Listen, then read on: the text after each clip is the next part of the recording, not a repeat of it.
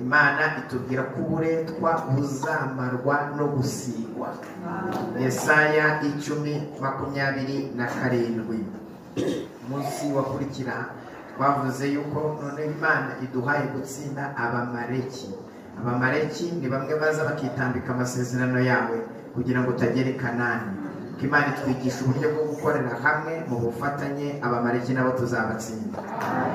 Ejo twarimo tuvuga noneho imigambi y'Abafilisitiya. Abafilisitiya rero ni ukugukora amaso, ni ukujyana mu byaha, ni ukugutesha agaciro, nibagira n'ishyari. Imana itubwira ko nabo bazatsindwa. Ibanga ahantu riri rero ngiye kubirivuga nonaha, Mwuka Wera azakuzaho. Imbaraga z'isumba yose zizagukingiriza. Haleluya. Stefano ngo yari ameze ati, yari yuzuye ubuntu bw'Imana. Ibyo ndabibasabiye mwese abateranye, Imana ikuzuza ubuntu bw'Imana.